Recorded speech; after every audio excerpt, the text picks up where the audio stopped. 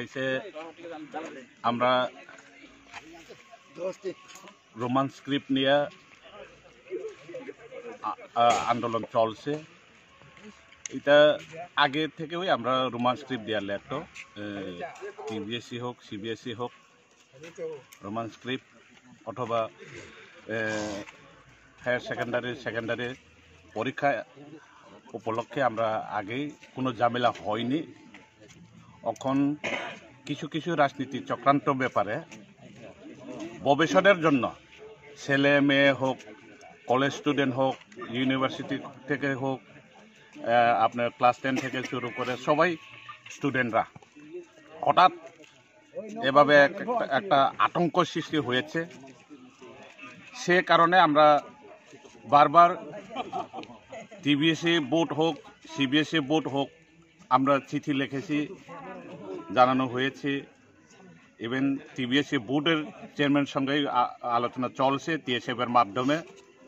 ওই কারণে আমরা মেসেজ পেয়েছিল আগে যে লেখা হয় এভাবেই লেখা হবে, আর কোনো ঝামেলা হবে না বলে আমরা সচেতন থাকেছিল। হঠাৎ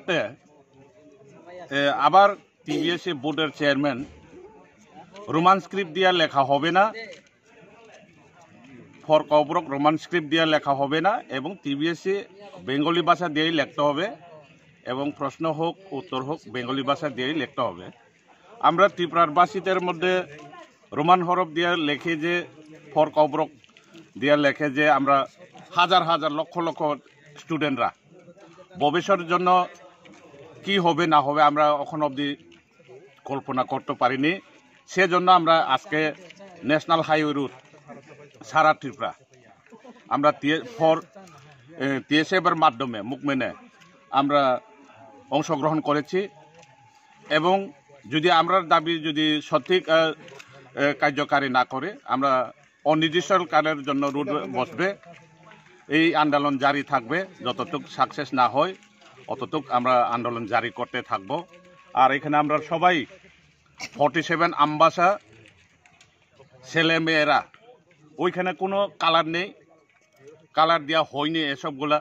ওইখানে ছেলে মেয়েরা তো বিজেপির ছেলে মেয়েই থাকতে পারে, সিপিএমের ছেলে মেয়েই থাকতে পারে, কংগ্রেসের ছেলে মেয়েই থাকতে পারে, ত্রিপুরামুঠার ছেলে মেয়েই থাকতে পারে, কিন্তু ওই কালার ব্যক্তি নই আমরা। আগে সলিউশন চাই, ভবিষ্যতের জন্য সলিউশন যদি না হয় আমরা তো ফিউচারে কিভাবে হবে? যদি নিজের যা